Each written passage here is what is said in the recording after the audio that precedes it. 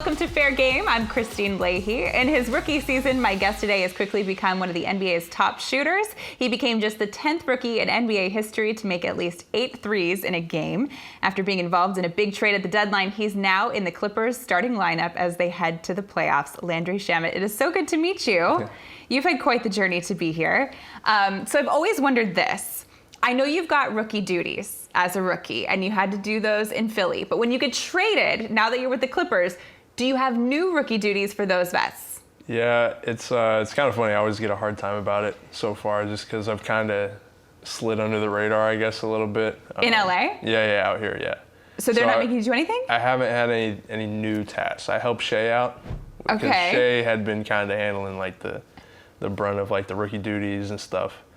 But so they don't treat you like a rookie? I mean, in some ways, I guess. they talk about it, like Lou always gives me a hard time, Pat gives me a hard time about how just I'm kind of like, you know, when they start talking about, you know, they need donuts or whatever, they all mess with me because I just like sit back. I mean, you might have figured something out here. You just get traded as a rookie and your duties get cut in half. Yeah, just tell all the rookies try to get traded and you might not have as much to do. Who knows? What were some of the things you had to do with the Sixers? Biggest thing was just like Chick-fil-A. For flights, which is the same here. You still have to go do that? Yeah, I feel like that's kind of across the board. I feel like a lot of teams do that, but yeah, I would go get Chick-fil-A before the plane, before any road trip, and then bring it on the plane. That was kind of your main task, and then obviously whatever is needed of you, like JJ would shoot me a text or something in the hotel or whenever. Asking for what? Just little random stuff, like it could just be as simple as like a cup of coffee or whatever. JJ would be in the hotel, and listen, I know you guys stay in like the Four Seasons, and he's asking you to go get him a cup of coffee. I mean, just an example. Like I can't remember everything off the top, but it would be, you know, like you have little tedious things you'd have to do, like for your bets. How much Chick-fil-A can Joel Embiid eat? Man, I think so. His order. So I got Chick-fil-A for the whole flight, and then Joel had his own like separate order. So his was like 4 sandwiches and I want to say a couple fries and like 4 cookies and cream milkshakes. It was like kind of absurd. I'm like, Joe. And he ate that on the plane? It was crazy, yeah. Oh, that would make me sick. I know. I don't know how he does it. Just the milkshakes alone. Yeah. So you were drafted by the 76ers in the first round. Everything's going well. And then boom, here comes February, and you're traded. Yeah. It's a huge deal with the Clippers. They send Tobias Harris to Philadelphia, and you come here. Did you have any idea that this might happen? I had no idea. You know, like I got questions about it with the media, you know, leading up to the trade deadline. So Landry, how are you handling the trade deadline? How are you, keeping your head on straight? And honestly, I told people, I was like, I had no worries. I'm thinking I'm the only rookie in our rotation.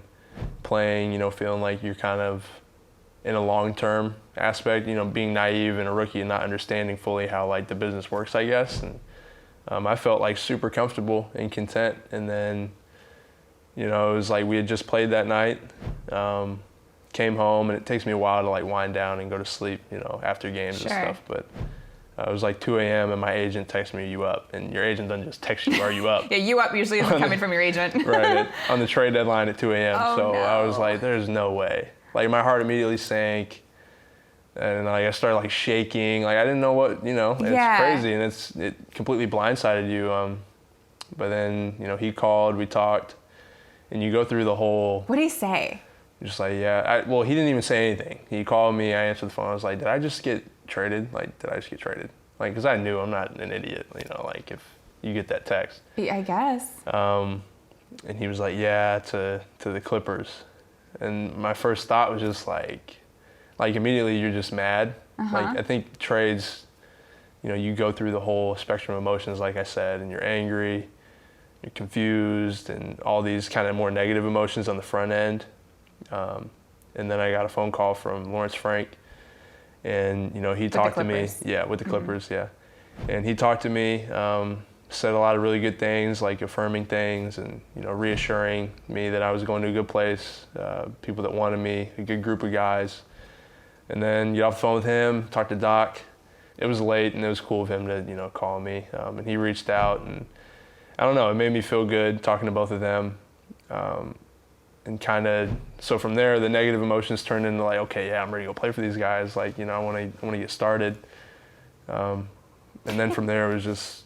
Well, because when you get traded, right, it's your automatic instinct is, oh, well, they didn't want me, right? But then you look at the guy you were traded for. It's a big deal. Yeah. And this has kind of worked out for you. Yeah, for sure. I'm happy I got traded. You know, it's a good situation. I loved Philly. Yeah.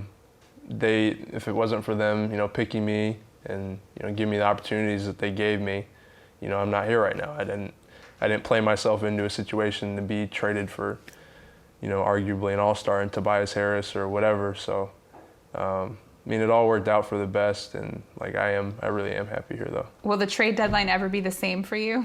No, no. Even though I do feel good about LA, I think in my heart, but you know, I think it was good for me to experience this early in my career, just because, you know, you kind of understand the business aspect of the NBA now.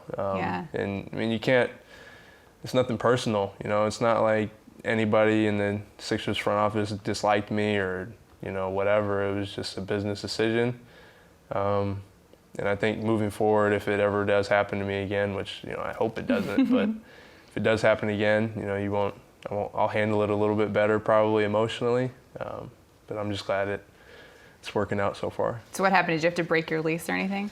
No, we looked like geniuses. We put a trade clause into our lease at the start of the year. That's smart. In Philly, yeah. So good agent you have. So it looks like we saw it coming a mile away, I guess, but I don't know. Listen, any good agent has to know that their players can get traded at any time. Right. When you were in Philly, did you have any real close bonds that you formed with anyone on the team? Me and JJ are really tight.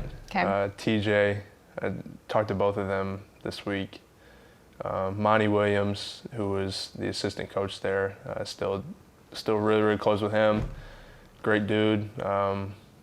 Not sure I'm where I'm at without, you know, those three guys for sure. Yeah. And everybody from there down was great. Brett Brown was great. I had a good relationship with him in my pre-draft workout even. You know, we just hit it off, and I think, but TJ and JJ for sure. I still talk to them, and you know, we stay in touch. So JJ played for the Clippers for a while. Did he give you any advice on what to expect? It's funny because I remember talking to him, ironically, like in training camp, about, you know, some of the plays Doc would draw up for him, and there was one in particular that he told me about and how he used to sell it, and he would act like he was mad because he didn't get the ball, and then he would come flying off of something else, and so I remember the first game in Boston.